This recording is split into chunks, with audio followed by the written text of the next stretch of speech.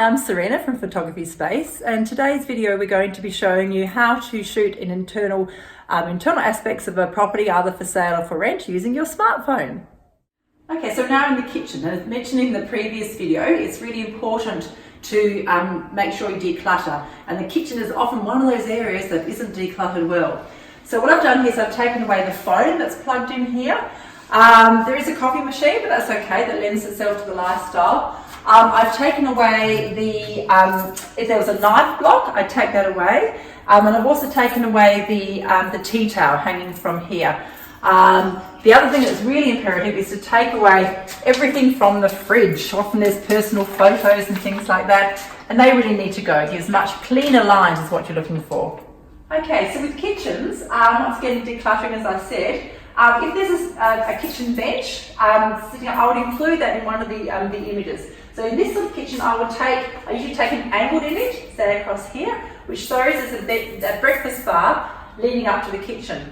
Odd numbers always look better than even numbers, so often I would either separate this out, so there's one stool and three, or else take one stool away completely, so there's only three stools. So this is an angle that I quite like, but you also want to show what appliances are within the kitchen. So another angle that I like to do also is a straight on angle. So this angle's coming through here and framing just the kitchen itself, including the lights. They create a nice shadow on the ceiling.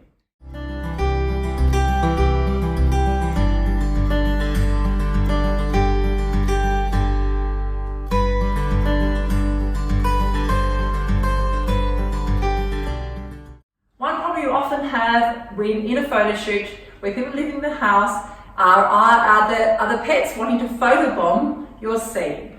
So if you can try and get the owner to keep the pets at bay and make sure pets or children are not running into your image. Okay, so the other angle I take in the kitchen is a straight on angle. Once again, this is to tell the story that the kitchen is close to the living area, which is close to the dining area, but also the other story it's telling is that what appliances are within the kitchen. So I do a straight on angle straight down through here.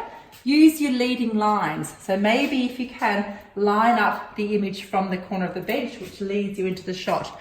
If there are any of the any little marks on the fridge, they can be photoshopped or use Lightroom or an editing process to get rid of those after. And the same thing applies to the downlights. Often these downlights are blown, and so that's very easy rectified in post-production. Okay, so do you shoot the laundry or do you not shoot the laundry? If it's a very zhuzhy laundry with lots of equipment, I probably would shoot it. And if it's a laundry that's in an apartment, I would also probably shoot it. But particularly if it's in a cupboard, and it would save people going to their local laundromat or going downstairs to a communal laundry. But generally for rentals, for real estate, in houses, I'm not shooting laundry.